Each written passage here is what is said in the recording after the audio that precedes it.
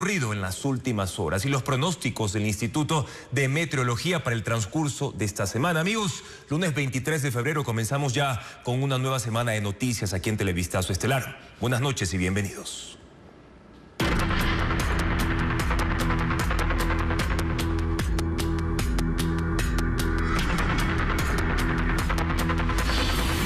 Invierno. Golpe a 6 provincias. Comenzamos hablando del cantón Santa Rosa en la provincia del Oro, que amaneció bajo el agua tras 9 horas de lluvia continua. 2 ríos desbordados, barrios anegados, filas de vehículos varados y cultivos afectados marcan una jornada que obliga a activar albergues y a redoblar el trabajo de bombeo en medio de la emergencia. Fabricio Lapo nos muestra el panorama. 9 horas de lluvia continua fueron suficientes para que este lunes Santa Rosa en la provincia de El Oro quede bajo el agua. El desbordamiento del río Pindal sorprendió a los conductores en el ingreso a la ciudad. La vía terminó inundada y el tránsito colapsó. Filas de vehículos superaron el kilómetro tanto en la entrada como en la salida del cantón. En el centro, la situación fue aún más crítica. En el barrio La Libertad, los habitantes salían de sus casas con el agua a la cintura. En el interior, el nivel alcanzó hasta 50 centímetros.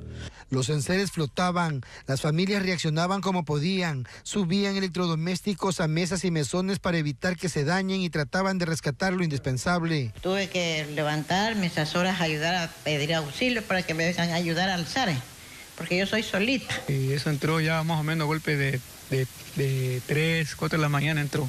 Con el paso de las horas, las 8 estaciones de bombeo distribuidas en la ciudad consiguieron evacuar el agua de 50 barrios.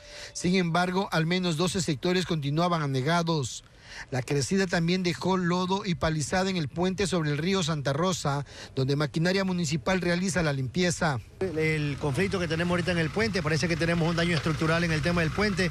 La gran cantidad de volumen de agua que hemos tenido, pues de una u otra manera ha socavado sus cimientos. Frente a la emergencia, el Comité de Operaciones de Emergencia activó 3 casas comunales como albergues temporales. Otro afluente que bordea la ciudad, el río Buenavista, también se desbordó en el sector de La Victoria. Al menos 50 viviendas resultaron afectadas, además de aproximadamente 500 hectáreas de cultivos de banano y cacao. Los trabajos de mantenimiento y limpieza de sedimentos en la central hidroeléctrica Toachi-Pilatón registraron fallas técnicas y decisiones que pusieron en riesgo la mini central Toachi, que resultó inundada con costosos daños en sus sistemas eléctrico, electrónico y electromecánico. Lo informa Hernán Higuera. A prisa para salvar sus vidas, técnicos del cuarto de máquinas de la mini central Toachi huyen de la inundación que ocurrió el pasado jueves. Un mantenimiento emergente en la central Ayuriquín que buscaba el lavado del embalse para solucionar un problema de sedimentos que afectaba a las 10 comunidades beneficiadas por el proyecto terminó en este percance que obligó a parar las unidades de generación eléctrica. Según técnicos de la propia Corporación Eléctrica del Ecuador que prefieren el anonimato, todo se debió al desconocimiento de la compleja interacción entre la presa, los túneles y las centrales. Sumadas decisiones de alto riesgo desencadenaron en el desbordamiento del agua, anegando el cuarto de máquinas, impactando el área de equipos eléctricos, electrónicos y electromecánicos, cuyos costos de reparación y recuperación se prevén altos para el Estado.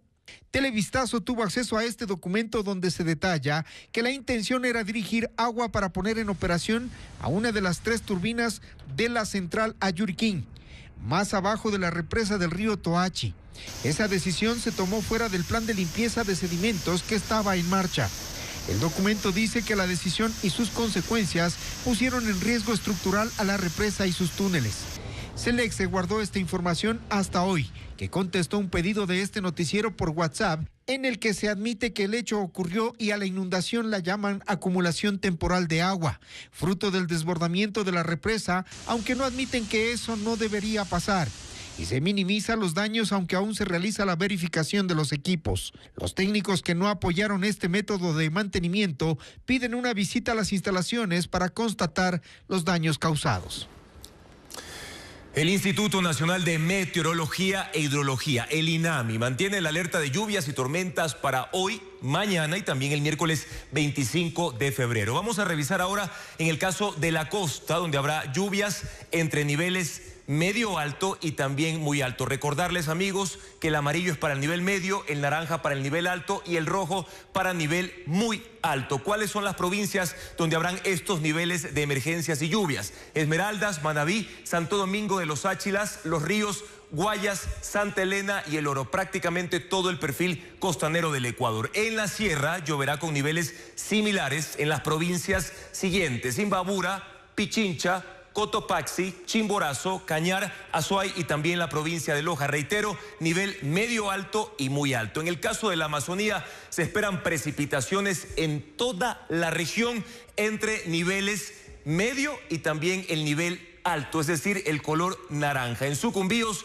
Orellana, Napo, Pastaza, Morona, Santiago y también en el sur, en la provincia de Zamora, Chinchipe. Ahora, en el caso de Galápagos, lloverá en las siguientes islas. Estamos hablando de Isabela, Fernandina y también en la isla Santa Cruz, donde el nivel de precipitaciones es medio y también alto. Y mucha atención con esto, amigos, porque hay riesgos de descargas eléctricas, también de deslizamientos de tierra, crecidas de ríos, acumulación de agua, como lo acabamos de ver en el reportaje anterior, caída de árboles y, por supuesto, niebla. Por eso se recomienda evitar zonas inestables y no solo eso, también informarse a través de los canales oficiales. De hecho, estos datos los pueden consultar también en nuestra web ecuavisa.com. Y hablando del clima en lo internacional, la costa este de los Estados Unidos soporta desde la tarde del domingo una de las tormentas de nieve más fuertes de esta temporada. Nueva York se declaró en emergencia y este lunes se cancelaron al menos 5,000 vuelos en esa ciudad,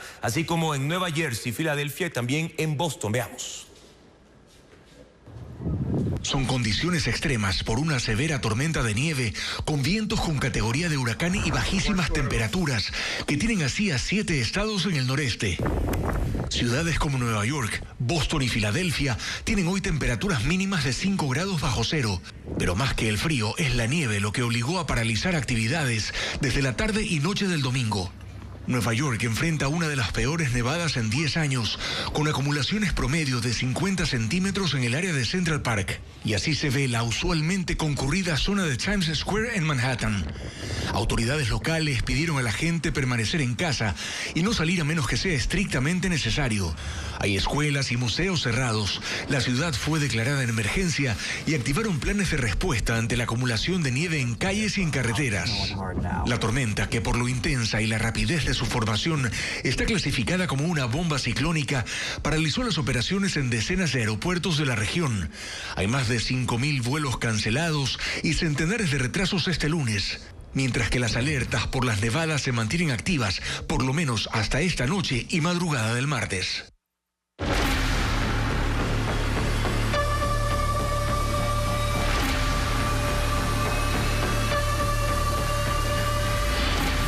Alias Mencho, tentáculos en Ecuador.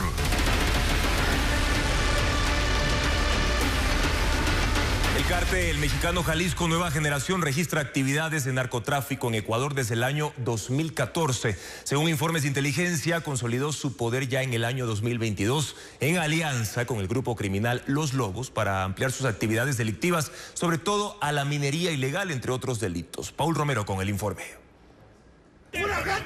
Hablar del cártel mexicano Jalisco Nueva Generación en Ecuador no es nuevo, menos para el sistema de inteligencia de la fuerza pública, que desde 2014 siguió su rastro cuando descubrió nexos con grupos criminales de Ecuador y Colombia. El asesinato de su cabecilla, alias Mencho, uno de los capos de la droga más buscados del continente, activa alertas en el país por eventuales repercusiones. Inteligencia militar y policial identificó al grupo armado Los Lobos como su principal aliado en Ecuador, que consolidó su actividad criminal de narcotráfico, minería ilegal, extorsión, sicariato, entre otros delitos, en 2022, después del asesinato del narcotraficante Leandro Norero, ordenado según informes policiales por su máximo cabecilla Wilmer Chavarría, alias Pipo, detenido en España. Los Lobos son la mayor organización de narcotráfico del Ecuador que contribuye significativamente a la violencia criminal, según un informe de Estados Unidos. Han estado implicados en narcotráfico, asesinatos a sueldo y extracción ilegal de oro, y además presta servicios de seguridad al cartel Jalisco Nueva Generación de México en apoyo a los esfuerzos de dominar las rutas de tráfico de cocaína en la ciudad portuaria ecuatoriana de Guayaquil, refiere el documento oficial. El cártel mexicano también mantiene nexos con el grupo criminal Los Tiguerones, liderado por William Alcíbar, alias Negro Willy, que fue capturado en octubre de 2024 en España, pero liberado el año pasado por falta de garantías del Estado ecuatoriano para su extradición. Además, Jalisco Nueva Generación integró a su red a los Chone Killers, Latin King, Mafia 18, organizaciones consideradas por el gobierno como terroristas. Con Colombia tiene nexos con el Clan del Golfo y el Ejército de Liberación Nacional para el tráfico de cocaína, según informes de inteligencia. Y el operativo para detener al narco mexicano alias El Mencho, que terminó en su muerte, y la violencia posterior desatada en todo el país, dejó 61 muertos entre terroristas del cártel Jalisco Nueva Generación y miembros de fuerzas federales y la Fiscalía. El gobierno mexicano confirmó que para localizar al capo hicieron seguimiento a su pareja sentimental y tuvieron ayuda de Estados Unidos con información de inteligencia. Autoridades mexicanas confirmaron esta mañana que la intención del operativo del domingo en el municipio de Tapalpa, en Jalisco, era la captura de Nemesio Oseguera, alias El Mencho, pero que quienes lo custodiaban abrieron fuego en un intento por huir, lo que obligó a fuerzas especiales del ejército a responder. 4 integrantes del cartel murieron en el sitio. Otros 3, incluido El Mencho, fallecieron a causa de las heridas durante el traslado en un helicóptero. El Mencho había sido localizado en una zona rural de la Sierra del Estado con base en información obtenida el viernes y el seguimiento a su pareja sentimental. Y el 21 de febrero se retira del inmueble y se obtuvo información que el Mencho permanecía en ese lugar. La presidenta Claudia Sheinbaum dijo que tuvieron apoyo de inteligencia de Estados Unidos. No hay participación en la operación de fuerzas de Estados Unidos. Lo que hay es mucho intercambio de información. El entendimiento con Estados Unidos se basa fundamentalmente en intercambio de inteligencia de información. Y que mantienen el seguimiento a las células de la organización criminal ante la casi segura reconformación de sus líneas de liderazgo tras la caída del Mencho en una de las jornadas más violentas de los últimos años por la reacción posterior del cartel en casi todo el país. Personal de su seguridad. El subsecretario de Seguridad Federal, Omar García, reportó que la violencia desatada el domingo cobró la vida de 25 miembros de la Guardia Nacional, 30 integrantes del cartel Jalisco Nueva Generación y otras 6 personas, elevando la cifra de muertos a 61. La presidenta de México, Claudia Sheinbaum, aseguró que tras los hechos violentos ocurridos por la muerte de El Mencho, todas las carreteras del país están libres de bloqueos. Hasta ahora hay 70 detenidos tras los múltiples incendios de vehículos y otros hechos violentos en varios estados mexicanos. Los incendios de vehículos, gasolineras y supermercados en varios puntos de México continuaron anoche. Videos compartidos por usuarios muestran a gente realizando disparos hasta la madrugada. La violencia tras la muerte de El Mencho ocurrió en al menos 18 estados mexicanos, con 85 bloqueos en carreteras federales. Hasta ahora hay 70 personas detenidas. Hoy la situación está bajo control, así lo declaró la presidenta Claudia Sheinbaum. Lo que podemos decir es que hoy en la mañana están todas las carreteras liberadas y que sigue trabajando de manera coordinada por lo que ocurrió ayer todas las fuerzas del gobierno federal, de seguridad, de la Fiscalía y en los estados también. Para cualquier situación que se pudiera presentar, pues estaremos ahí. En la misma línea se pronunciaron el gobernador de Michoacán, Alfredo Ramírez, y la gobernadora de Guanajuato, Lidia García, quienes afirmaron que todas las carreteras están abiertas y no existe ningún riesgo al transitar por vías estatales o federales. Como medida preventiva, se suspendieron las clases en Jalisco, Nayarit, Michoacán y Guanajuato. Y el gobierno del Estado de México suspendió actividades escolares en 14 municipios. Además, los aeropuertos de Manzanillo, Tepic, Guadalajara y Puerto Vallarta reportaron la cancelación de 325 vuelos nacionales e internacionales en medio de la incertidumbre. Volvemos con temas del país. Este lunes el Consejo de Administración Legislativa, el CAL, sancionó a 2 asambleístas del bloque de la Revolución Ciudadana y archivó en cambio una denuncia presentada en contra de un parlamentario del movimiento oficialista. Paul Romero explica las razones de estas penalizaciones. El Consejo de Administración Legislativa CAL de mayoría oficialista sancionó este lunes a 2 legisladores de la Revolución Ciudadana por faltas administrativas graves y muy graves. 30 días de suspensión sin remuneración a Roberto Cuero por expresiones consideradas ofensivas en contra del legislador Sergio Peña. El tema empezó después de que se difundió en redes sociales un video de Cuero y su esposa agrediendo a militares. Los comentarios de Peña a esas publicaciones causaron que el legislador del correísmo responda en términos que el CAL consideró intimidatorios y por tanto una falta administrativa grave. Mientras que el asambleísta Ronald González fue sancionado con 31 días sin remuneración por falta administrativa muy grave, tras una queja presentada por el legislador Jorge Chamba. La resolución señala que la conducta de González constituye un hecho reincidente y práctica sistemática que afecta el correcto desarrollo de la actividad legislativa y el orden parlamentario. También el CAL archivó una queja en contra del asambleísta oficialista Andrés Castillo, presentada por la legisladora Liliana Durán, al no haberse probado infracción administrativa disciplinaria. Castillo cumple una sanción de 30 días sin remuneración por otra denuncia que sí consideró el CAL como falta administrativa por una queja de Comps Córdoba.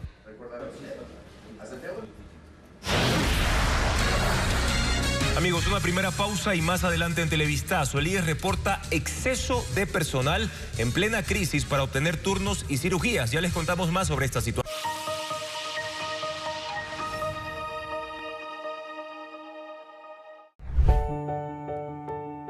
Ay, Pepita, ¿quién diría que al abrir esa puerta me cambiarías la vida? Y aunque llegaste sin aviso, sin manual, hasta sin mamita, me transformaste en todo un papá.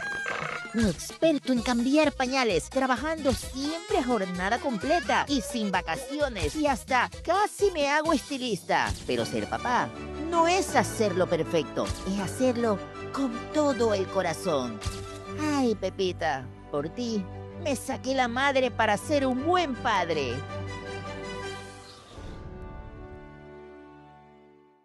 El periodismo comprometido requiere rigurosidad en cada reportaje. Los datos, las voces y los hechos que relato cada semana son el retrato del país en el que vivimos. Por eso, mi compromiso con la audiencia está apegado a la verdad para desarrollar debates plurales en la mesa de Políticamente Correcto. La noticia y el análisis no terminan al apagar las luces del set, sino que trasciende al ecosistema digital. Me gusta el reto de construir periodismo para todas las pantallas. Nuestro compromiso continúa. Ecoavisa, la credibilidad de siempre. Hacer periodismo en Ecoavisa es confrontar la indiferencia, desenterrar la verdad que se oculta bajo las narrativas. Por eso, por ustedes, nuestro compromiso por verificar la información continúa. Ecoavisa, la credibilidad de siempre. New York es la ciudad de los sueños, pero también de miles de historias de inmigración. No puedo regresar a mi país. Si regreso me van a matar. Y cuando la ley no escucha... Usted no quiere hacer justicia. Fueron años de abuso. Él sí. No voy a dejar que la entierren viva. Porque se involucra en cada historia. Sé honesta conmigo por lo menos una vez. ¡Lo voy a destruir! Como si fuera la suya, defendiendo con su vida. Creo que sé quién te hizo daño. Lo que más ama, la justicia. Un abogado en New York. Gran estreno jueves 5 de febrero en Ecoavisa Play. En Ecuador casi nadie la tiene fácil. Porque así es la vida, vaya se acostumbran. Pero sin embargo, todos seguimos intentando. ¿Deseas un consejo millonario o 100 dolaritos? Los 100. Porque aunque la suerte no sonría, nos van a embargar la casa y la plata nunca alcance, ¿están contratando? Las risas y los amigos nunca faltan para disfrutar de esta chulla vida. Una sitcom hecha en Ecuador. ¿Y qué le trajo acá? Estreno jueves 19 de febrero en Ecoavisa Play. Mira el primer capítulo completamente gratis. Cada día confirmo que amo lo que hago. Llevar la información a cada hogar y sentir de vuelta la confianza de la gente. Ese cariño me inspira y me recuerda que el periodismo se hace con responsabilidad y con el corazón. Por eso, nuestro compromiso por verificar la información continúa. Ecoavisa, la credibilidad de siempre. Este año se alinearon los astros. Oigan, chicos, ahora sí podemos arrancar este programa. ¡Arriba, país! Provocando una explosión de talento, primicias. Es el verdadero escándalo semana. Y noticias exclusivas que sacudieron el mundo del espectáculo en las redes.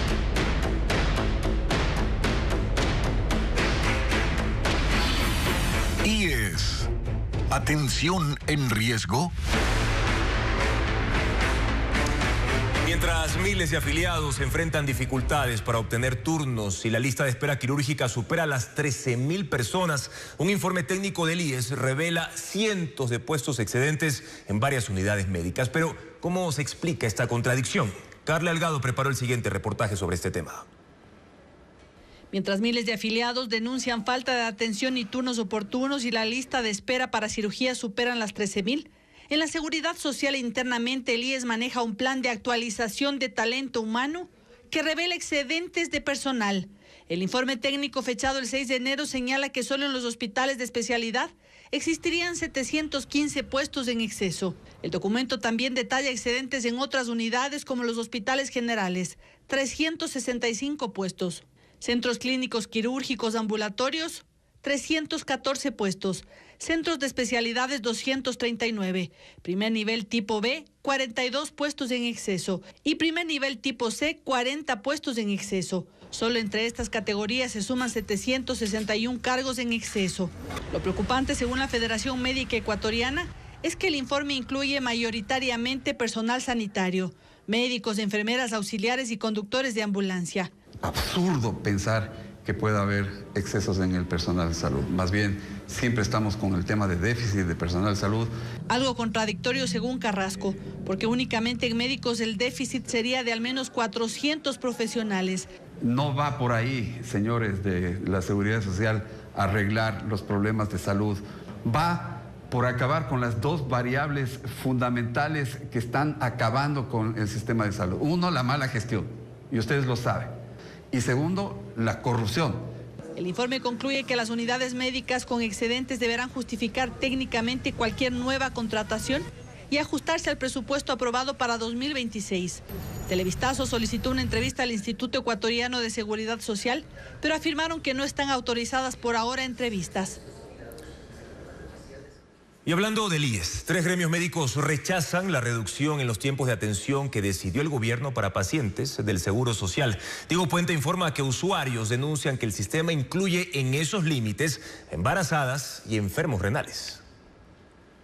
Más gremios médicos rechazan la reducción de la atención del tiempo de consulta médica de 20 a 10 minutos en el IES, que se implementó desde el viernes. El Colegio Médico Provincial del Guayas emitió este comunicado. Indica que la medida compromete la calidad de atención, limita la capacidad del médico para realizar una adecuada evaluación clínica, incrementa el riesgo de errores de diagnósticos y deshumaniza la atención al reducir el tiempo de escucha y análisis del paciente. La Federación Médica del Ecuador y el Colegio de Médicos de Pichincha también rechazaron la medida. Aunque el viernes, funcionarios del IES dijeron a Televistazo que esta reducción se iba a limitar a citas de seguimiento, de lectura de resultados o para entrega de recetas de enfermos crónicos. Este lunes, los pacientes denunciaron que, por sistema, fueron atendidos en 10 minutos para controles de embarazo y consultas por primera vez. Incluso con la reducción del tiempo en consultas, la falta de turnos persiste. María Cruz lleva 3 años buscando atención para su hijo.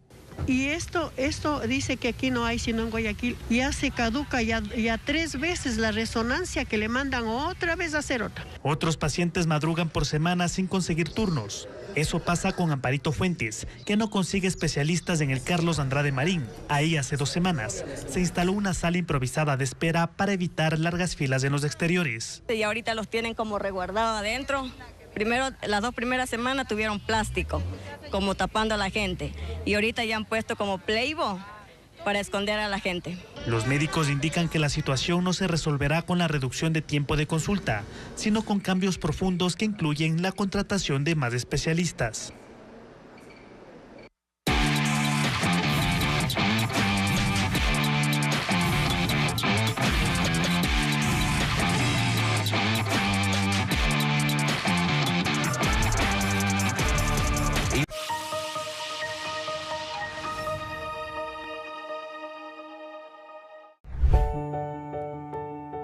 Ay, Pepita, ¿quién diría que al abrir esa puerta me cambiarías la vida? Y aunque llegaste sin aviso, sin manual, hasta sin mamita. Me transformaste en todo un papá. Un experto en cambiar pañales, trabajando siempre a jornada completa y sin vacaciones. Y hasta casi me hago estilista. Pero ser papá no es hacerlo perfecto, es hacerlo con todo el corazón. Ay, Pepita, por ti me saqué la madre para ser un buen padre.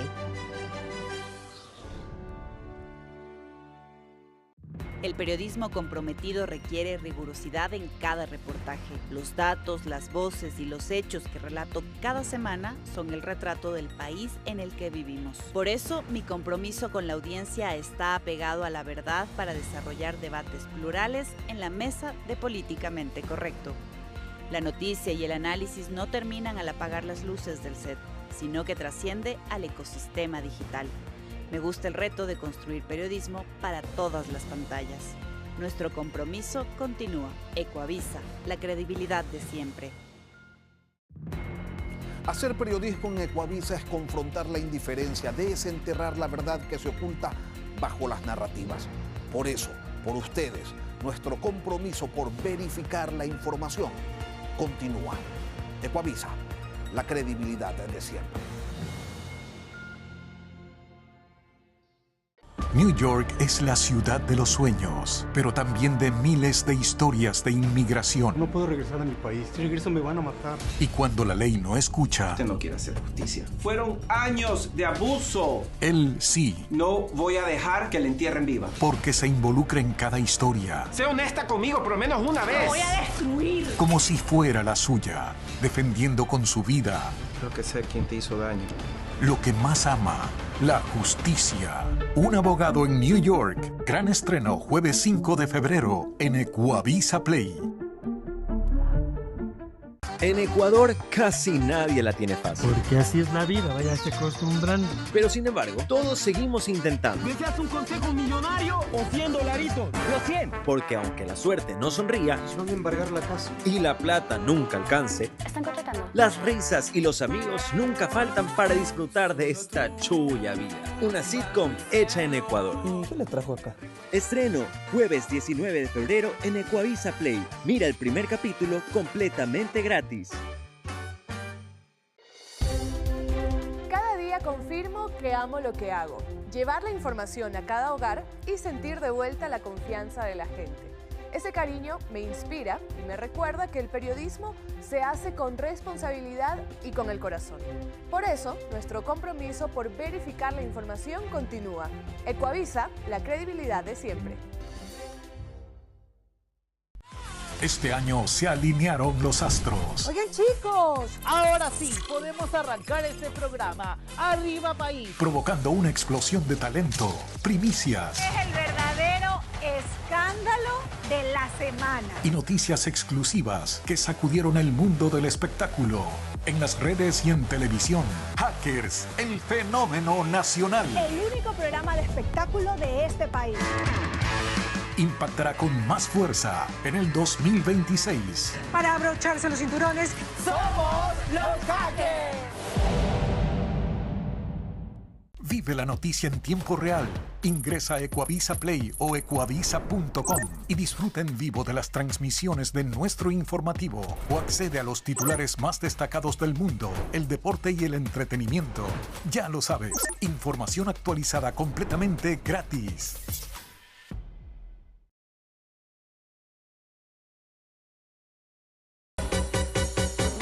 si eres el alma de las fiestas en las reuniones familiares o eres el alma de las fiestas en tu barrio, ven, te estamos buscando. Me ha motivado a seguir adelante.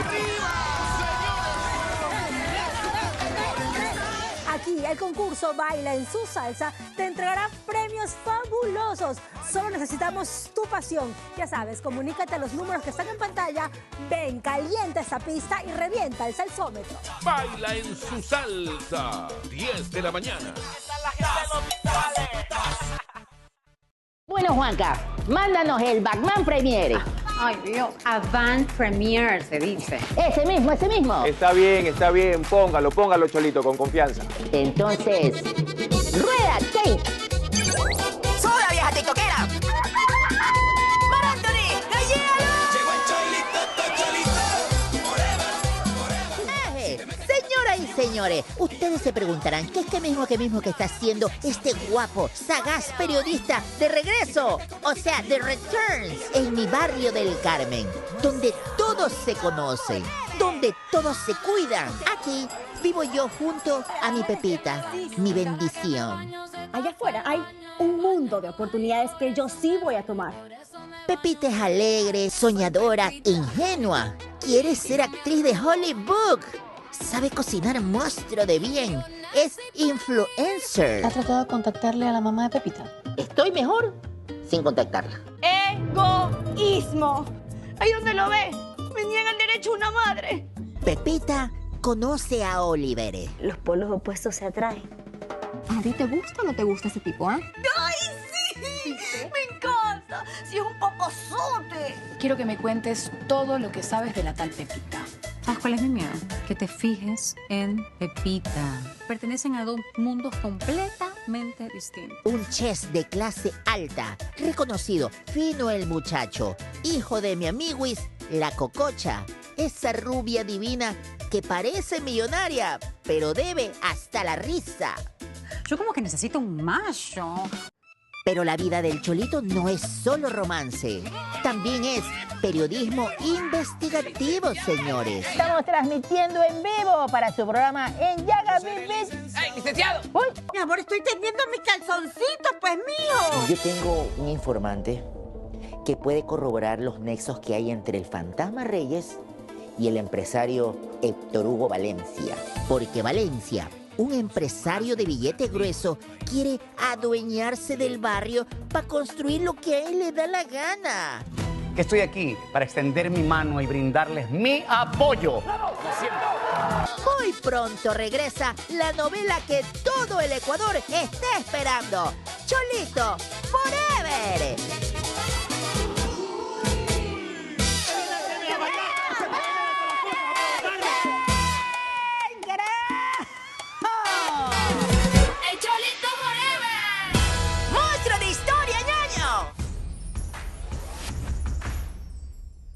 Si eres de los que siempre está conectado, Ecuavisa Play es para ti. Descárgala gratis desde cualquier tienda virtual y empieza a disfrutar de nuestra señal en vivo y en directo desde cualquier celular. También podrás navegar por nuestro contenido en la sección de videoteca y seguir informado con las noticias más importantes en nuestra sección titulares. Y recuerda que no importa dónde estás, Ecuador, Estados Unidos, Europa, es súper fácil y rápido.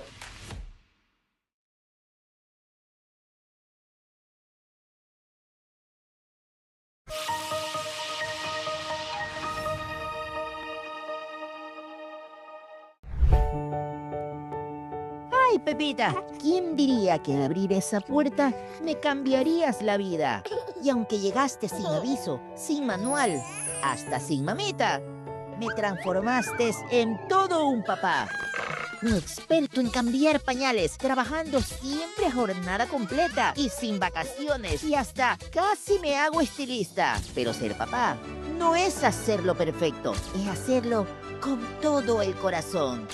Ay, Pepita, por ti me saqué la madre para ser un buen padre. El periodismo comprometido requiere rigurosidad en cada reportaje. Los datos, las voces y los hechos que relato cada semana son el retrato del país en el que vivimos. Por eso, mi compromiso con la audiencia está apegado a la verdad para desarrollar debates plurales en la mesa de Políticamente Correcto. La noticia y el análisis no terminan al apagar las luces del set, sino que trasciende al ecosistema digital. Me gusta el reto de construir periodismo para todas las pantallas. Nuestro compromiso continúa. Ecuavisa, la credibilidad de siempre. Hacer periodismo en Ecuavisa es confrontar la indiferencia, desenterrar la verdad que se oculta bajo las narrativas. Por eso, por ustedes, nuestro compromiso por verificar la información continúa. Ecuavisa, la credibilidad de siempre. Muy vivo por nuestra app ecuavisa.com y también Ecuavisa Play. Y un ataque armado en un salón de eventos dejó 4 muertos y 3 heridos. Esto en el cantón Baba, en la provincia de Los Ríos. El propietario del establecimiento es una de las víctimas. Veamos.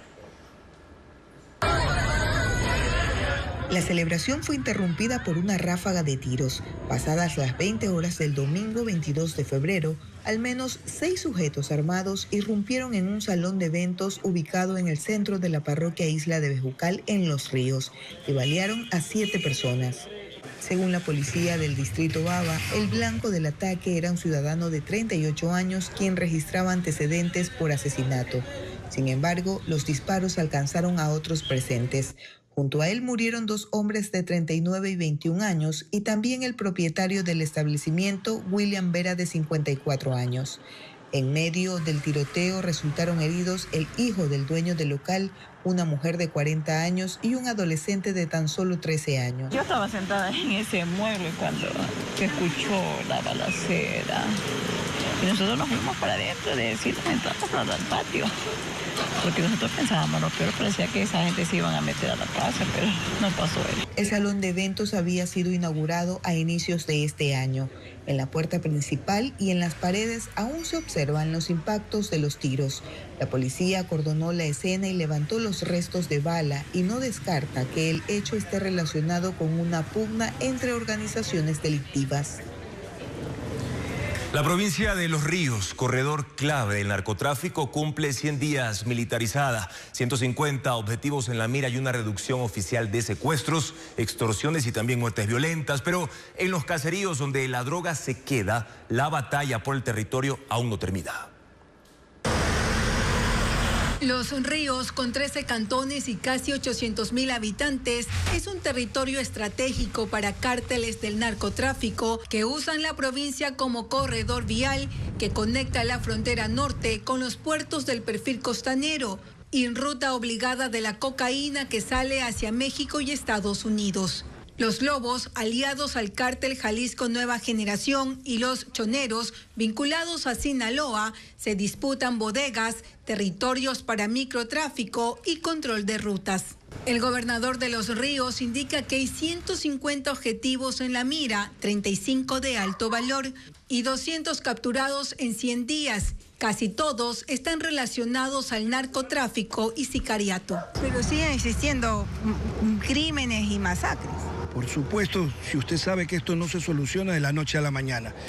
El funcionario no revela cifras, pero asegura que los militares se cuadruplicaron con blindados, drones y canes. ¿Y cuando ustedes tengan que retirarse? Bueno, aquí hay una unidad permanente. Como yo le digo, lo que hemos venido es a fortalecer la presencia. En allanamientos hayan símbolos con la imagen de Pablo Escobar con la frase plata o plomo, reflejo de la violencia normalizada. Los operativos también se concentran en los caseríos donde venden droga al menudeo. En medio de la maleza, estas improvisadas covachas también son puntos críticos, no solo para el consumo de cocaína, también para el microtráfico.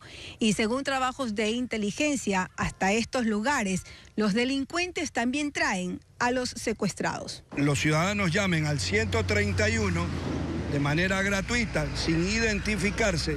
Nos entregan la información de lo que sucede en sus sectores e inmediatamente se actúa. ¿Quién recibe esa información y cómo hacen que no se filtre al crimen organizado? Bueno, los grupos que tenemos, tanto en inteligencia militar como en inteligencia policial, son los que han podido actuar inmediatamente. Según los uniformados, en 100 días han decomisado 5 toneladas de droga y casi 900 explosivos.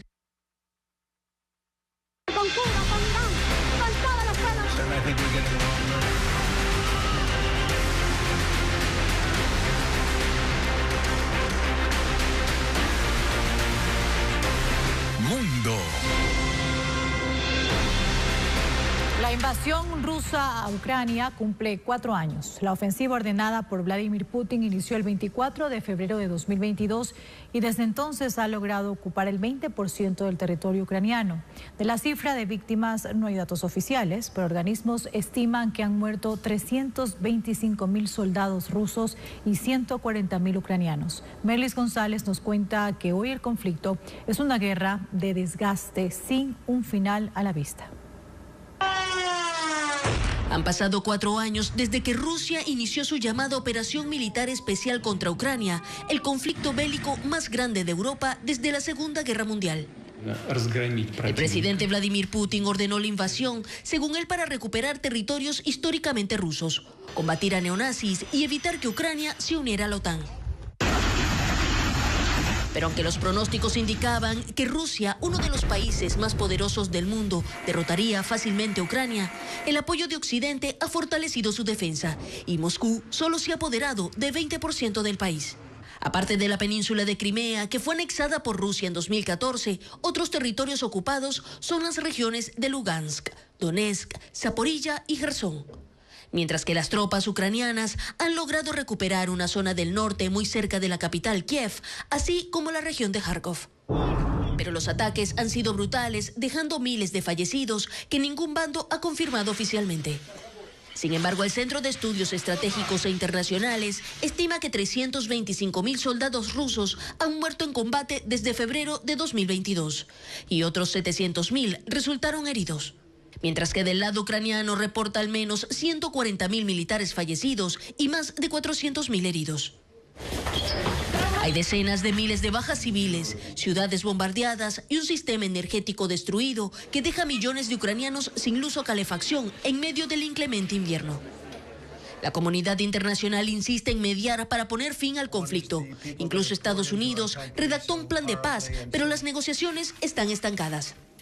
Moscú demanda el desarme de Ucrania y el control total de los territorios invadidos.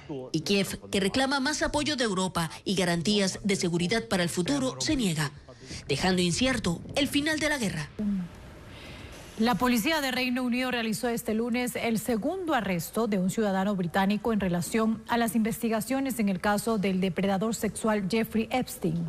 Peter Mandelson, de 72 años, ex embajador de Reino Unido en Estados Unidos, fue retenido por acusaciones de conducta indebida en el ejercicio de un cargo público por supuestamente haber facilitado información oficial a Epstein, especialmente durante su etapa de ministro en el gobierno de Gordon Brown entre 2008 y 2010.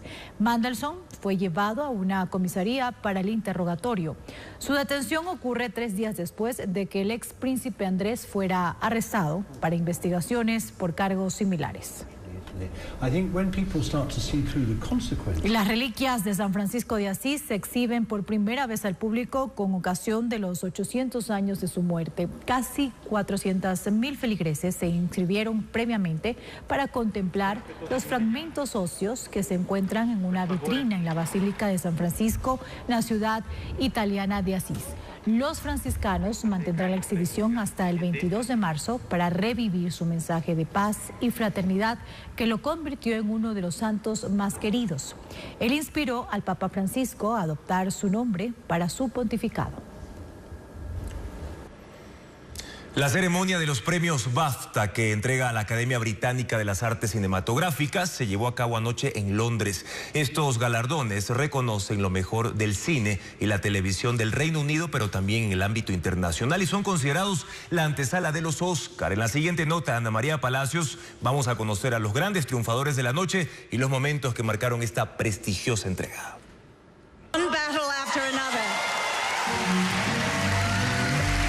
Una batalla tras otra. Fue la gran triunfadora de la noche al llevarse el premio más codiciado, mejor película del año en los premios BAFTA. Tú no eres para nada el indicado para mi hija. Mi niña viene de un largo linaje de revolucionarios. Su director, Paul Thomas Anderson, también se alzó con el galardón, consolidando a la cinta como una de las grandes favoritas de la temporada. El premio a mejor actor fue para Robert Aramayo por su interpretación en I Swear. Mientras tanto, Jessie Buckley se llevó el BAFTA a mejor actriz por su papel en Hamlet, destacándose por una interpretación intensa y conmovedora.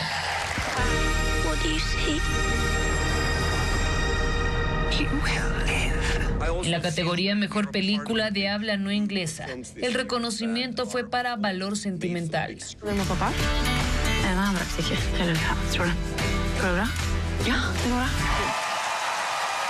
La gala celebrada en Londres premia lo mejor del cine británico e internacional y son considerados la antesala de los premios Oscar, marcando el rumbo de la temporada cinematográfica.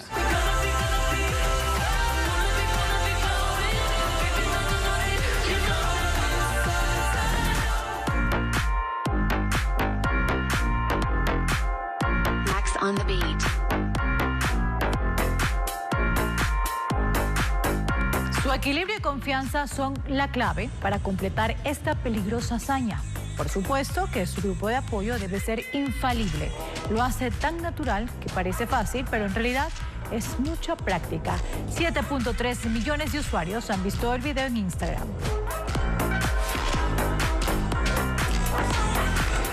Este es un ejemplo de trabajo manual y de precisión. La impresionante y extrañamente satisfactoria técnica conocida como encaje o tejer neumáticos para el transporte. Se entrelazan meticulosamente y así pueden hacer que en el mismo espacio quepan hasta el 25% más que si simplemente estuvieran apilados. Más de 2 millones de usuarios han visto el video. Él es muy serio cuando se trata de marchas y desfiles. No es para menos, porque sus compañeros de cola y pico tienen el mismo andar y no hay que desentonar. El video tiene 2,5 millones de reproducciones. Las obras maestras sacan sus mejores pasos de baile y hasta arman coreografía. Frida, la chica del turbante, y Mona Lisa, y como en el museo lo que sobra es arte, también se unen el hijo del hombre, Van Gogh, y el grito. Todos se mueven gracias a la inteligencia artificial. El video tiene 251,000 reproducciones.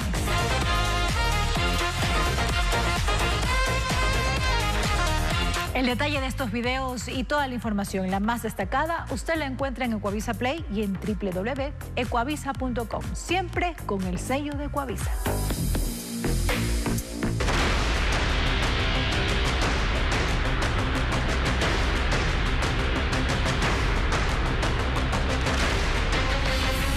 Ley COTAT. Al filtro de la Corte.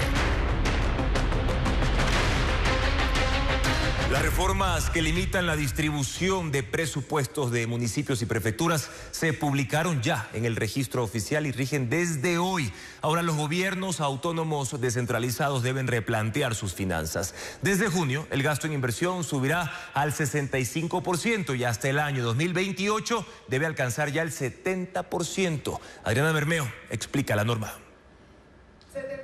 Desde el 1 de junio, por las últimas reformas aprobadas al COTAD, municipios y prefecturas deberán ajustar la distribución de sus presupuestos. La ley que fija límites a la distribución de los recursos de los gobiernos seccionales ya está en vigencia. Este lunes se publicó en el registro oficial. En términos generales, la norma establece que el 70% de sus recursos se destina a inversión, o sea, a obras, y el 30% a gasto corriente, es decir, sueldos de funcionarios y otros rubros. El cumplimiento de esta regla será escalonada. En 2026, los gastos de inversión deberán ser de mínimo el 65%. En 2027, 68%. Y en 2028 y los años subsiguientes será el 70%. Se considerará dentro de este rubro bienes y servicios para inversión, obras públicas, instalación, mantenimiento y reparación, arrendamiento de bienes, contratación de estudios y servicios técnicos especializados y otros. Se excluyen los espectáculos culturales y sociales, eventos oficiales y eventos públicos promocionales. Si municipios y prefecturas no cumplen con los porcentajes de inversión, las asignaciones bajarán a los mínimos que dispone la Constitución y se informará a la Contraloría General del Estado.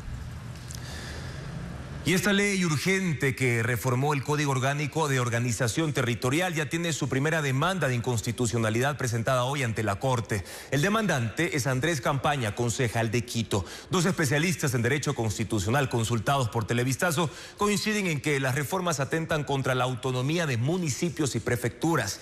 Diego Cuenca con sus observaciones.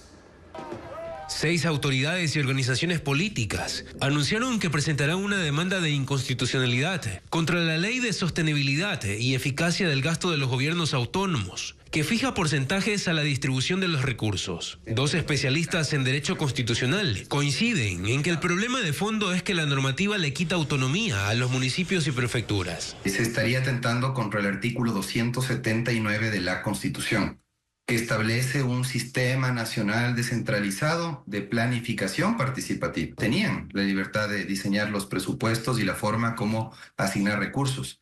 Ahora la prioridad de ciertos gastos sobre otros las podría establecer el Ejecutivo y eso definitivamente atenta contra la autonomía. La observación es contra el 70% de los recursos que según la ley deben ser invertidos en obra pública y el 30% en gasto corriente. Puede contravenir aquellos principios constitucionales que tienen que ver con la autonomía administrativa, financiera, económica y de planificación. Creo que hay algunos aspectos que no fueron considerados dentro de la reforma que tiene que ver, por ejemplo, con la extensión territorial, la parte demográfica que tienen los cantones y las provincias. Los especialistas destacan que esta vez el Ejecutivo no mezcló varias reformas en una sola propuesta de ley para evitar que la Corte declare la inconstitucionalidad, como ocurrió el año pasado, con la normativa de integridad pública y solidaridad nacional. La Secretaría Jurídica de la Presidencia de la República ha cuidado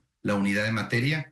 El proyecto de ley se refiere a una sola materia. Cumple con esa exigencia constitucional. Además, cuestionan que no justificaron la urgencia económica de la ley. Otro de los reclamos que argumentarán en las demandas es que la Comisión de Desarrollo Económico no permitió la participación de alcaldes o prefectos que habían solicitado ser recibidos para presentar sus observaciones a las reformas que fueron aprobadas el viernes por la Asamblea Nacional.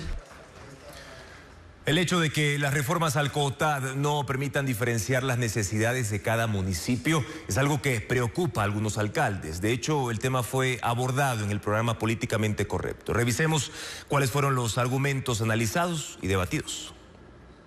Gestión de las alcaldías y las... Una vez aprobada la ley, los alcaldes tienen la palabra. 2 de ellos estuvieron invitados a Políticamente Correcto. Uno fue el alcalde de Cuenca. Que yo no he dicho que la ley es mala, su espíritu es bueno. El camino creo yo que no es el adecuado. Y también estuvo la alcaldesa de Muisne, quien además es la presidenta de la Asociación de Municipalidades. Para mí la ley es muy buena. Imagínese usted lo que representa que el 70% de los recursos vayan destinados a agua, saneamiento, infraestructura y el 30% a gasto corriente. Pero no es solo cuestión de si la ley es buena o mala, sino también de lo que está en juego. Y manejan exactamente 8.300 millones anuales. O sea, prefectos, alcaldías y juntas parroquiales rurales. Y van a durar 4 años en sus funciones. Van a manejar esto por 4.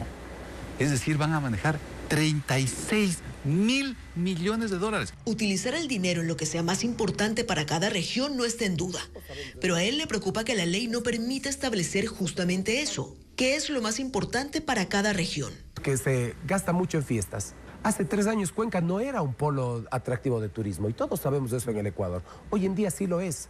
Nosotros hemos gastado 1.8 millones de dólares en temas culturales. ¿Y las fiestas de Machala? Pero, exacto, ahí va otro tema, Carlos. Entonces, ahí tienen que venir los órganos de control, porque no por 1 o 2 que hagan mal, y creo que sí lo hacen mal, podemos satanizar a todo el tema del valor de la cadena productiva del sector turístico. Más allá de la ley, ella explica que la eficiencia de cada municipio depende sobre todo de este punto. Es la calidad de a quién elegimos, porque alcaldes, prefectos y juntas parroquiales manejan una importante cantidad de recursos. Aproximadamente el modelo de equidad territorial se deposita 300 millones al mes. Claro. Y no solo es la calidad, sino también la cantidad. ¿Podemos sacar el Ecuador adelante con 223 cantones? La respuesta concreta, no, no se puede sacar adelante. Unir cantones, fortalecer regiones, manejar los recursos con eficiencia. No todo está en la modificación del COTAD, pero sí en el debate que, debido a esas reformas, está abierto en el país. Técnicos auditores.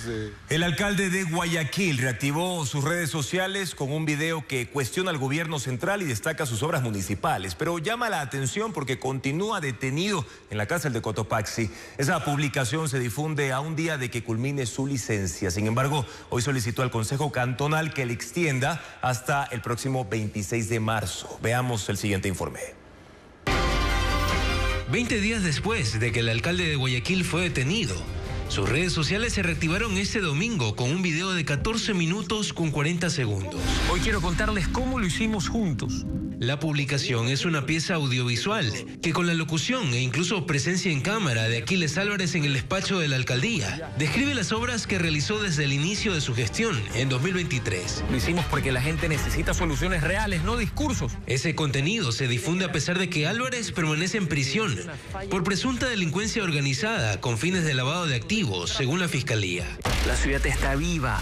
La persecución política no detiene una ciudad que decidió levantarse. Televisazo conoció que ese video era parte de una estrategia de comunicación para difundirlo el 6 de febrero, cuando se cumplían 1000 días de gestión municipal a cargo de la administración de Aquiles Álvarez. Pero lo publicaron ahora con un mensaje que cuestiona el gobierno de Daniel Noboa. Y aunque otros hayan decidido confrontar en lugar de coordinar, nosotros elegimos la ciudad, siempre la ciudad. Por ahora, Aquiles Álvarez permanece en la cárcel y goza de una licencia sin sueldo, que culmina este martes. Pero en un documento firmado por él, con fecha 20 de febrero, y recibido este lunes 23, solicita al Consejo Cantonal que se le extienda ese permiso entre el 25 de febrero y el 26 de marzo, por motivos estrictamente personales. Para tramitar esa solicitud, los concejales fueron citados a una sesión extraordinaria para ese martes, que será a las 4:30 de la tarde. El asambleísta Sergio Peña será juzgado por asociación ilícita el próximo 18 de marzo en el caso Danubio. Un tribunal de Guayas fijó la fecha del juicio, que se ha pospuesto en 10 ocasiones desde el año 2023. Peña es procesado por una supuesta red de compra-venta de cargos públicos. El asambleísta Sergio Peña será juzgado desde el 18 de marzo por un tribunal de Guayas. Él es uno de los 8 acusados que fueron detenidos en 2022 en los operativos del caso Danubio. Desde entonces es procesado por asociación ilícita y cumple medidas cautelares. Ya tenía esa condición y un llamado a juicio cuando el correísmo lo postuló como legislador, aunque ahora vota con el oficialismo. El juicio está estancado desde agosto de 2023. Se ha pospuesto en 10 ocasiones por distintos motivos. Este es el intento número 11. Según la Fiscalía, el asambleísta Peña lideró una red de compra-venta de cargos públicos y lo probará con 200 testigos y 150 documentos, peritajes, audios y fotografías. Los investigadores interceptaron llamadas telefónicas y realizaron seguimientos a los involucrados. Además, una funcionaria de la aduana confirmó que le ofrecieron $3 millones por poner a Sergio Peña como subdirector de operaciones de la entidad. Grabó las reuniones y las entregó al fiscal del caso. Peña dice que ganará el juicio y demandará a la funcionaria y también al Estado. La teoría fiscal sostiene que la red delincuencial creaba cheques y recibos falsos de altas sumas de dinero para simular que tenía los fondos para comprar varios puestos públicos, no solo el de Peña. Si lo declaran culpable, el asambleísta puede ser condenado a una pena de hasta 5 años de prisión. Ecuavisa da paso a la cadena dispuesta por la Secretaría General de Comunicación de la Presidencia. Querida casa, te imaginé tantas veces que hasta soñé cómo sonará la llave cuando por fin abra tu puerta. Soñé con ver a mi hija estudiar en la sala, con una cocina donde el café huela a esperanza, agradecer, reír, pero bajo nuestro propio techo. Imaginé este día inolvidable, el presidente Daniel Noboa entregándome las llaves, porque no es solo una casa, es dignidad, es seguridad, es futuro. Presidente, gracias por pensar en las familias como la mía. Gracias por ayudarnos a convertir el esfuerzo en paredes firmes y los sueños en realidad. Atentamente, Luis Vinuesa. Este es el día en que ese sueño deja de ser un plan, el sueño de tener una casa, y se convierte en un hogar. Muchos crecieron viendo a sus padres pagar arriendo y hoy rompen ese ciclo. Dan a sus hijos un patrimonio, un punto de partida distinto, algo que puedan sentir verdaderamente suyo.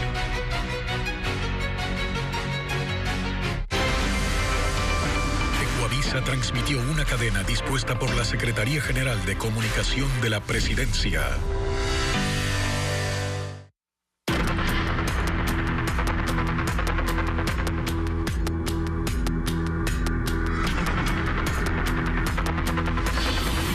Invierno. Golpe a 6 provincias.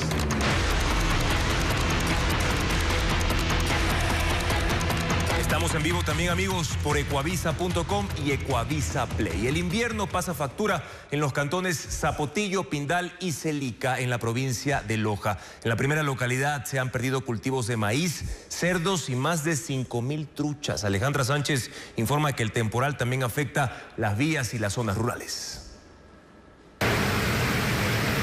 Las intensas lluvias agravan el escenario en los cantones fronterizos de Loja.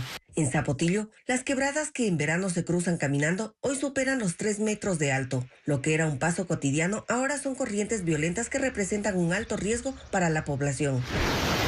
El impacto golpea con fuerza al sector agrícola y ganadero. Productores reportan la pérdida total de al menos 60 hectáreas de maíz, yuca y guineo, incluidos los cercados agrícolas. Las pérdidas superan los $120,000. A esto se suma la muerte de aves de corral y la pérdida de 6,000 truchas arrasadas por la fuerza del agua.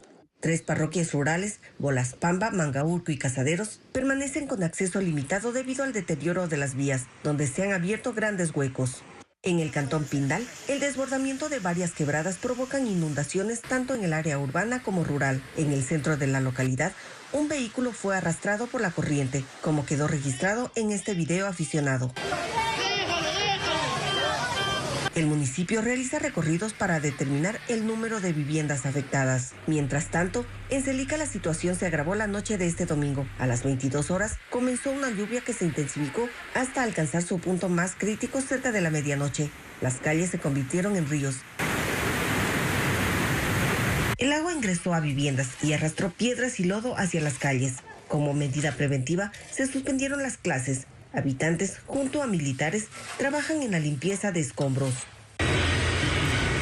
Las lluvias siguen causando daños en distintos puntos del país y también en 6 provincias donde se mantiene la alerta roja. Guayas es la provincia con más cantidad de efectos adversos, mientras que Esmeraldas registra más de 2.800 personas afectadas. Deslizamientos e inundaciones son los efectos recurrentes, como nos muestra Luis Alfredo Zúñiga. El invierno continúa y las afectaciones se incrementan. Las provincias de Esmeraldas, Los Ríos y Guayas en la costa, además de Carchi, Pichincha y Loja en la sierra, se mantienen en alerta roja. Guayas suma 116 inundaciones y reporta deslizamientos, erosiones y 26 lluvias intensas. En total, la provincia registra 163 eventos adversos desde el 1 de enero, con 13 ríos desbordados y 6 con tendencia a desbordarse. Cantones como Durán amanecieron anegados. Este fue el escenario en las ciudadelas Panorama y El Recreo. Según el Cabildo, en solo 12 horas, llovió lo equivalente a un mes. Una situación similar a la ocurrida en más de 15 sectores de Guayaquil. Ya se contabilizan 2.227 personas impactadas por el invierno en Guayas. Esto incluye damnificados y quienes sufrieron algún otro tipo de afectación, pero no abarca a los heridos. Sin embargo, la provincia con más personas impactadas es Esmeraldas, 2.857, y hay 730 viviendas afectadas. En Loja, las intensas lluvias generaron un deslizamiento en el sector Achiral, que obstaculiza por completo la vía al Amor Celica, y la vía alterna también está inhabilitada por otros deslaves. Mientras en el cantón Pindal, 13 familias fueron evacuadas debido a que las fuertes precipitaciones inundaron y afectaron las viviendas del sector San Vicente. Según el último reporte de la Secretaría General de Gestión de Riesgos, a escala nacional se registra hasta el momento 3 personas fallecidas, 1.136 damnificados, 2.597 viviendas afectadas y 35 destruidas, además de 9 puentes colapsados. Ante esta situación se encuentran activos 10 COE provinciales, al igual que 37 cantonales.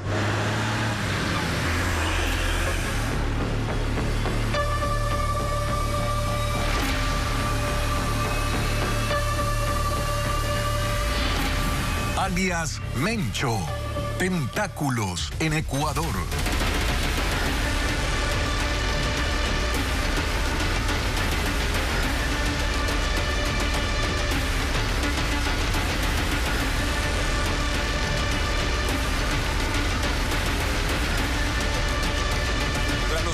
Narcotráfico ocurridos ayer en México, el resguardo en lugares como Guadalajara, Puerto Vallarta y Ciudad Guzmán se mantiene, mientras otras localidades incluso ya retomaron la normalidad. Pero para ampliar la información detallada del panorama actual, saludamos ahora a Gustavo Cárdenas de TV Azteca, quien está en Jalisco. Con él nos vamos a conectar ya en los próximos minutos. Sin embargo, ahora vamos a revisar otra información. Veamos.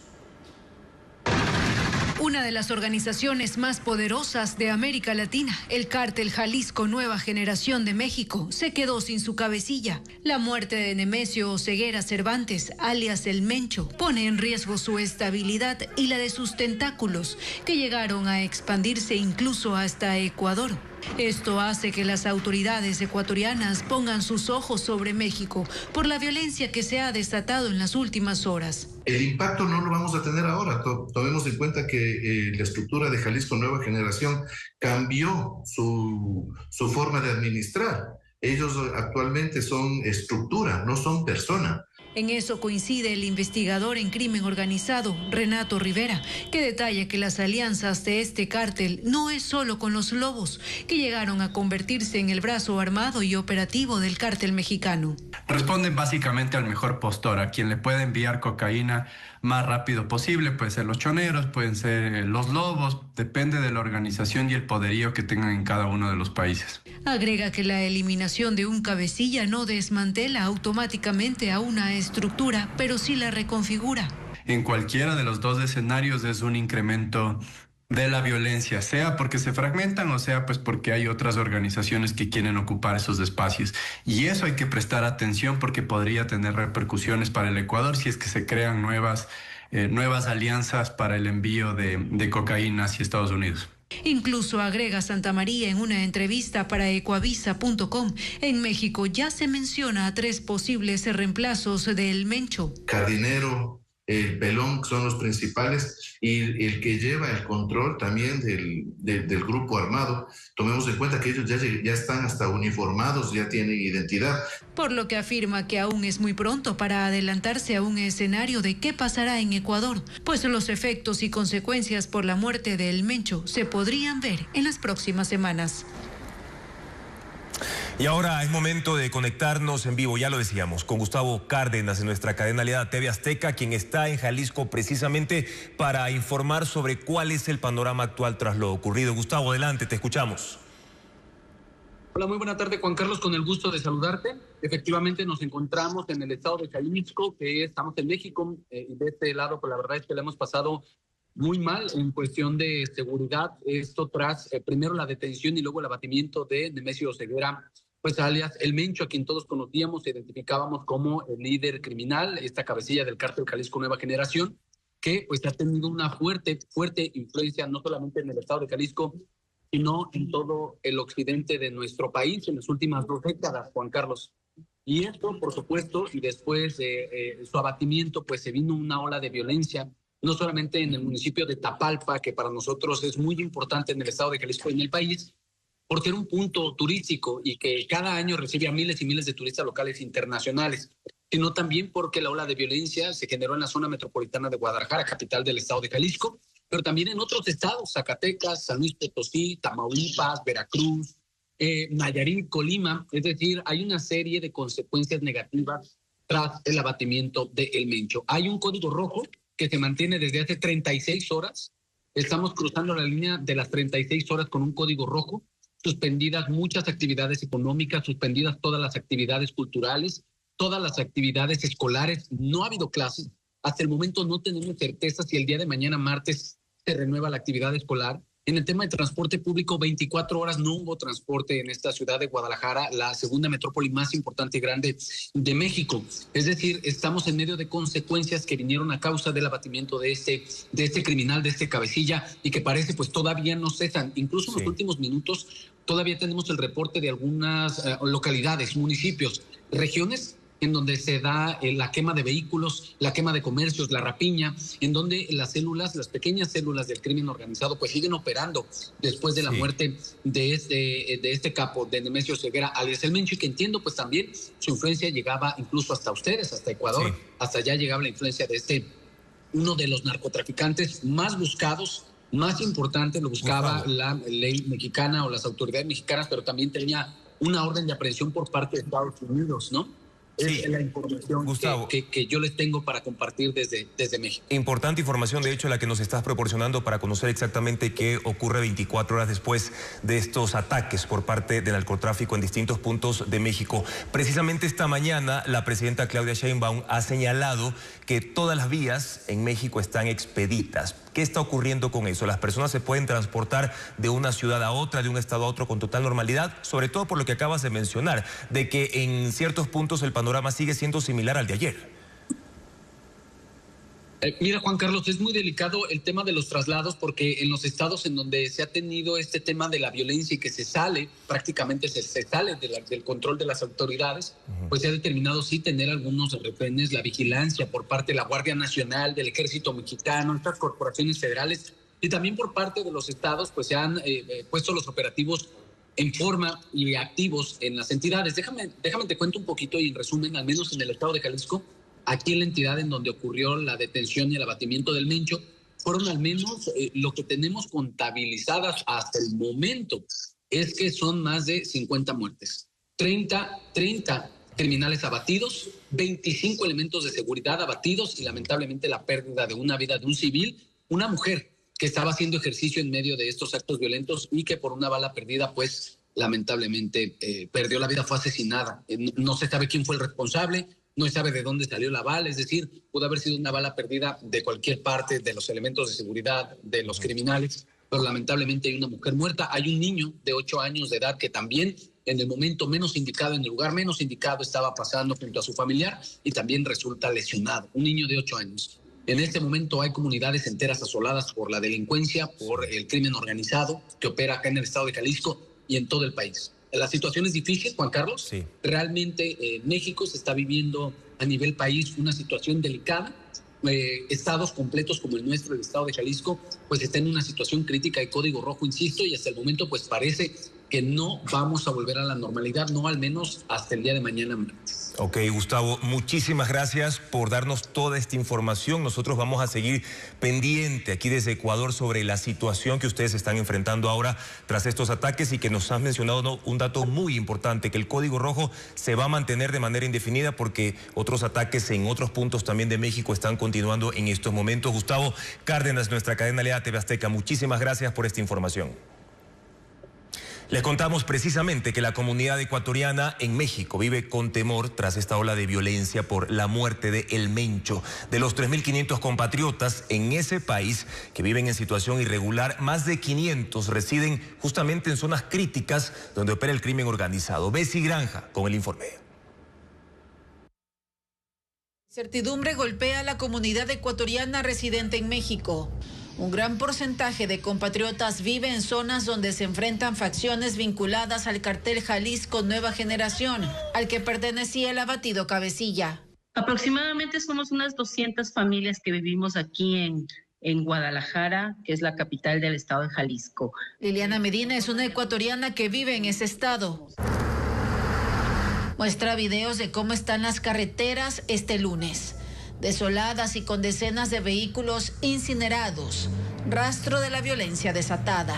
El día de ayer se escuchaban helicópteros, balazos y el día de hoy también han suspendido clases, han suspendido actividades y estamos todavía en casa resguardados cada familia. Explica lo complejo que ha sido abastecerse de comida y gasolina. Hay muy pocas tiendas pequeñas en las cuales la gente está comprando. Algunas personas sí han dicho pues que se quedaron sin alimentos. También el tema de gasolinas, nos pasan por chats donde hay una gasolinera abierta para poder abastecer. La poca gente que ha salido y nos ha comentado, no hay movimiento en las calles. Ante cualquier emergencia, la Cancillería de Ecuador habilitó el número de asistencia para migrantes. Más 52 552 302 8953. Y el correo sección.ecumex@cancillería.gov.es. Anabela Mesa es la presidenta de la Asociación de Ecuatorianos Residentes en México, Ecuarmex. Como digo, afortunadamente no hemos tenido temas que lamentar y esperamos que continúe así la situación. Igual muy pendientes también de las disposiciones de las autoridades locales para poder transmitir la información a los ecuatorianos. Según Ecuarmex, en ese país viven 3.500 connacionales con residencia legal y más de 10.000 en tránsito irregular. Y ahora vamos a hablar de la violencia criminal en la provincia de Manabí, que no se detiene. Hoy se hallaron al menos 7 cadáveres en una comunidad del cantón Jama, en el norte, mientras que el fin de semana 4 personas fueron asesinadas en Manta. La violencia vuelve a marcar el pulso de Manabí. Solo en lo que va de este lunes, 12 personas han sido asesinadas en distintos puntos de la provincia. La madrugada más cruda se vivió en la comunidad Camarones, en el cantón Jama. 7 personas fueron acribilladas. Sus cuerpos quedaron en el patio de una vivienda ubicada frente al mar. Entre las víctimas hay un adolescente de 16 años. Según el reporte policial, sicarios llegaron en lanchas, los sacaron de la casa y les dispararon en el patio. Horas después, en San Vicente, en la vía hacia la parroquia Canoa, 2 personas fueron atacadas a tiros dentro de una tricimoto, y en el sector El Barraganete del cantón Pichincha, 3 personas más fueron asesinadas. La cadena de ataques no es aislada. El fin de semana dejó otras 6 víctimas, una en Chone, una en Rocafuerte y 4 en Manta. En esta última ciudad, un hombre de 50 años fue acribillado en el barrio Palo Santo. Su hijo de 3 años resultó herido. A la altura de su pabellón de La Oreja. Sin embargo, el menor se encuentra ya fuera de peligro, se encuentra estable. El domingo al mediodía, también en Manta, 2 mujeres fueron asesinadas mientras se movilizaban en un automóvil a la altura de la avenida 4 de noviembre. El hombre que las acompañaba quedó herido. Donde son interceptados por personas que se movilizaban en una motocicleta y proceden a dispararles a los ocupantes de este vehículo que se encontraba en circulación. Con estos hechos, en menos de 2 meses, Manabí bordea ya las 150 muertes violentas. Tras el paso de Mario Godoy por la presidencia del Consejo de la Judicatura, la crisis e inestabilidad en la función judicial se agudizó. Un informe del Observatorio de Derechos y Justicia indica que la debilidad institucional hace más permeable el sistema al crimen organizado y la política. Bastaron 3 meses para que bajo la sombra de Mario Godoy, las críticas, señalamientos y desconfianza de la ciudadanía hacia la función judicial se agudizaran. Un informe elaborado por el Observatorio de Derechos y Justicia reveló que el paso de esta figura desató una crisis que sacudió a toda la función judicial, pues también generó un cambio de timón en la Corte Nacional de Justicia, con la renuncia de José Swing como parte de los responsables de la designación de Godoy. Por el propio diseño es altamente vulnerable la función judicial a los intentos constantes de cooptación por parte del poder político. En este caso lo hemos visto claramente de parte del Ejecutivo. La denuncia de presiones al juez anticorrupción Carlos Serrano para beneficiar a un acusado de narcotráfico reveló la presencia cada vez más fuerte del crimen organizado dentro de las estructuras del Estado. La salida de Godoy solo marca el cierre de un capítulo y el inicio de otro.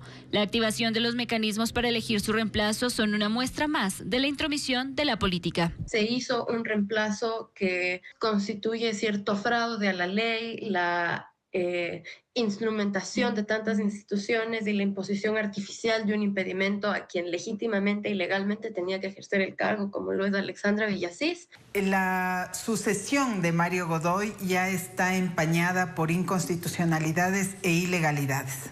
No le correspondía al señor Damián Larco ocupar el cargo de presidente del Consejo de la Judicatura. De la reconfiguración del Consejo de la Judicatura también dependerá la elección de jueces nacionales y provinciales, un proceso que deberá esperar. Porque como está, no tiene la calidad jurídica, ni ética, ni moral para llevar adelante el concurso. Concuerdan que ante la presión política, el único contrapeso real es la sociedad civil vigilante.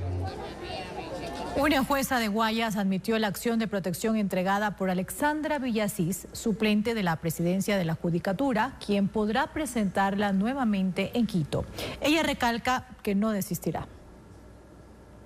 El camino de Alexandra Villasís para recuperar su espacio como presidenta del Consejo de la Judicatura sigue cuesta arriba, tras presentar una queja en contra de la jueza de Guayas, Natacha Centeno, por no tramitar la acción de protección que interpuso hace 11 días. Este lunes Centeno informó que la demora se dio porque se fue la energía eléctrica en la unidad judicial y consecuentemente no había internet. Luego se fue de vacaciones y quedó un juez subrogante que tampoco atendió el recurso. Al reincorporarse a su despacho, la jueza declaró que no es competente y decidió inadmitir la acción de protección. Considera que debía ser presentada en Quito. Alexandra Villasís, mediante un comunicado, señaló el retardo injustificado cuando una causa constitucional debe resolverse de inmediato, pero explicó que lo hecho por la jueza la habilita a presentar nuevas acciones legales para que se declare la violación de sus derechos. Reiteró que no va a desistir. Una Una pausa y al volver, con el Festival de Viña del Mar tendremos los detalles, donde la ecuatoriana Brenda compite contra representantes de Argentina y España por la gaviota. Ya le contamos cómo puede votar por ella. Tus tarjetas Visa Produbanco. Vive la Copa Mundial de la FIFA 2026. Gracias a Visa. La pasión despierta. Los corazones laten más fuerte que nunca. Y el balón vuelve a rodar. Porque regresa el Campeonato Ecuatoriano de Fútbol. Regresa Ecuavisa Sports. Para mí es una Ay,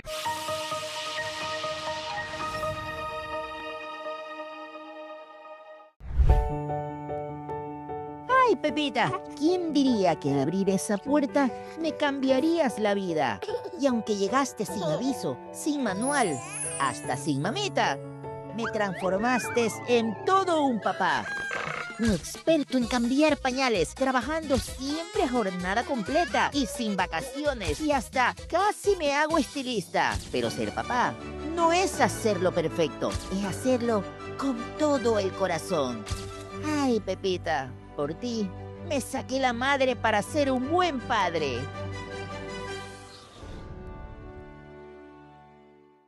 El periodismo comprometido requiere rigurosidad en cada reportaje. Los datos, las voces y los hechos que relato cada semana son el retrato del país en el que vivimos. Por eso, mi compromiso con la audiencia está apegado a la verdad para desarrollar debates plurales en la mesa de Políticamente Correcto. La noticia y el análisis no terminan al apagar las luces del set, sino que trasciende al ecosistema digital. Me gusta el reto de construir periodismo para todas las pantallas. Nuestro compromiso continúa. Ecuavisa, la credibilidad de siempre. Hacer periodismo en Ecuavisa es confrontar la indiferencia, desenterrar la verdad que se oculta bajo las narrativas. Por eso, por ustedes, nuestro compromiso por verificar la información continúa. Ecuavisa, la credibilidad de siempre.